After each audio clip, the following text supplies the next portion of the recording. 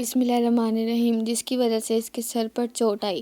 فٹافٹ محلے کے مقامی ڈاکٹر کو بلایا گیا، جس نے بچے کو اپنے چھوٹے سے کلینک پر لے جا کر اس کی مرہم پٹی کی۔ خدا کا شکر ہے کہ سر کی ہڈی ٹوٹی نہیں، مقامی ڈاکٹر بولا۔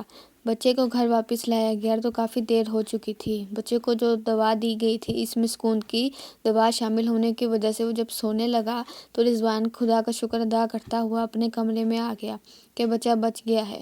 کمرے میں آ کر اس کو ایک عجیب سا خیال آیا کہ آصف اور اس نے چونکہ مردے کی کھوپڑی نکالی تھی قبر سے، تو ہو سکتا ہے گھر میں بچے کو جو چوٹ لگی ہے اس کے سر پر، تو کیا یہ کوئی عذابی انتقام ہے مردے کا؟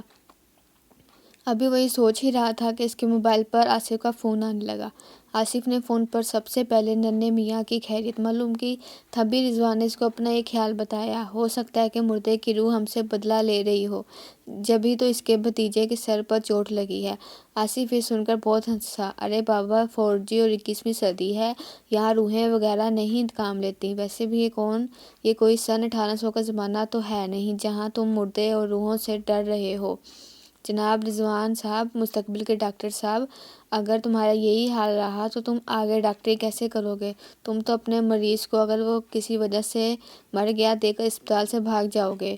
ہاں ہاں ہاں، آصف رضوان کی بات پر دل کھول کر ہنسا۔ آخر میں اس نے یہ کہتے ہوئے فون بند کر دیا۔ کھوپڑی نکال کر سامنے رکھ کر اس کی ساکت پر غور کرنے کا منصوبہ میرا تھا۔ اگر مردے کو انتقام لینا ہے یا ڈرانا ہے تو مجھ کو ڈرائے۔ آصف کو کیا معلوم کہ وہ جن باتوں کا مذاق میں کہے جا رہا تھا، تقدیر بہت جلد ان کو سرچ کرنے والی ہے۔ اوکے، گڈ بائے ڈاکٹر رضوان، کل ملیں گے، میں 10 بجے آپ کی طرف آؤں گا۔ یہ کہہ کر اس نے فون بند کر دیا۔ رضوان نے بھی فون بند کر کے ایک طرف رکھا اور پھر وہی سوچتے سوچتے ہی سو گیا کہ میں بلا وجہ ڈر رہا ہوں، بھلا جو زمانہ آج کل چل رہا ہے، اتنے جدید زمانے میں روحوں اور مردوں کا کیا ڈر؟ رضوان کا فون ایک زوردار آواز سے بج اٹھا۔ وہ گہری نیند سے تھوڑا سا جاگا، پھر اس نے ایک ہاتھ آگے کر کے یہ دیکھے بنا ہی کہ اس سخت خراب موسم میں کون اس کو کال کر رہا ہے، اس نے فون آف کر دیا اور سو گیا۔ ابھی اس کو سوئے 15 منٹ ہی ہوئے تھے کہ اس کے کمرے کا دروازہ ایک دھماکے سے کھلا۔ اس کے بڑے بھائی کی بوکھلائی ہوئی آواز نے رضوان کو جگا دیا۔ اس کے سوئے ہوئے دماغ میں رضوان کے بڑے بھائی کی آواز جب آئی تو وہ اٹھ کر بیٹھ گیا۔ کیا ہوا بھیا؟ رضوان، رضوان جلدی اٹھو۔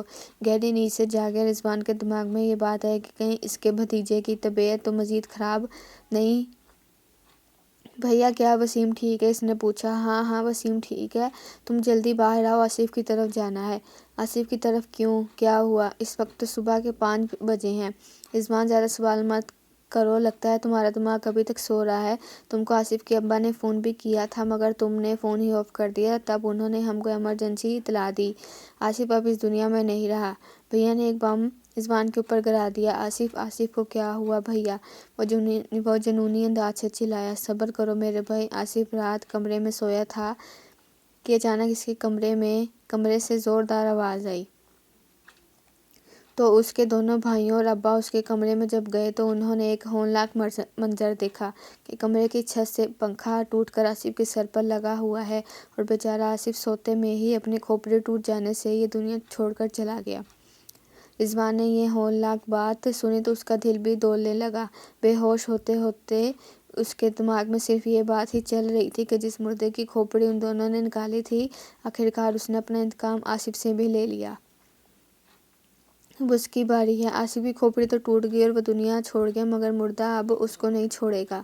جب رضوان کو ہوش آیا تو اس کے عزیز دوست کا جنازہ تیار تھا۔ اگرچہ اس کی طبیعت بھی بہت خراب تھی مگر اس نے ضد کر کے اپنے دوست کی ڈیڈ باڈی دیکھی۔ چہرہ تو کپڑے کے نیچے چھپا دیا گیا تھا کیونکہ کھوپڑی کی ہڈی ٹوٹ جانے سے چہرہ دیکھنے کے قابل نہیں تھا۔ اتفاق دیکھیں، آصف کا جنازہ بھی اسی قبرستان میں گیا جہاں سے 24 گھنٹے پہلے کھوپڑی نکال کر لے گیا تھا، اور اس کی قبر بھی اسی قطار میں تھی جس کے شروع میں آصف اور رضوان ایک پرانی قبر سے کھوپڑی نکال کر لے کر گئے تھے۔ آصف نے جنازے پر رضوان کو تو نہ لے جایا گیا کہ بے پناہ صدمے سے اس کی طبیعت خراب تھی۔ آصف کی المناک موت لوگوں کے لیے تو پنکھا گرنے سے ہوئی تھی مگر صدمے سے گمسم رضوان اچھی طرح جانتا تھا کہ یہ پنکھا بھی مردے کے انتقام کی وجہ سے گرا تھا، اور گرا بھی ٹھیک اسی جگہ یعنی کھوپڑی پر۔ مردے کی بھی وہ کھوپڑی ہی نکال کر لائے تھے۔ آصف کی موت کے 3-4 دن بعد رضوان کی طبیعت قدرے بہتر ہوئی تو اس نے کھوپڑی والا تھیلا الماری سے نکالا۔ तब अचानक उसे महसूस हुआ कि खोपड़ी की आंखों की जगह से रोशनी सी निकल रही है।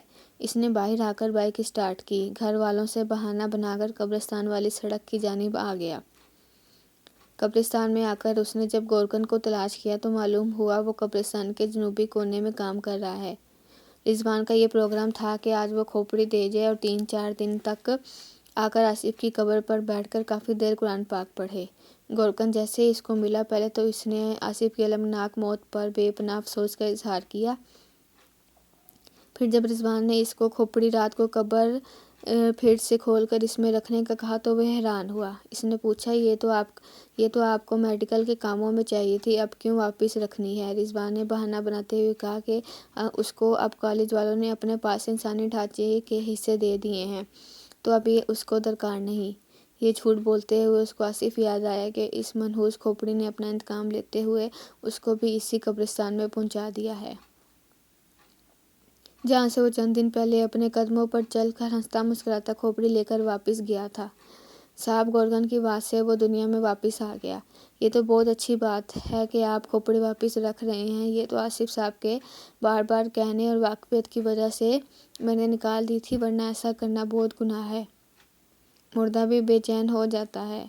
ठीक है कमरदीन, तुम ये खोपड़ी वाला थैला और ये रखो 500। तुम आज ही रात को कब्र खोल कर इसको अंदर रख देना और मेरे नंबर पर इसको मुर्दे के पास रखकर एक तस्वीर बनाकर मुझे अरसाल कर देना, ताकि मुझे इत्मीनान हो जाए।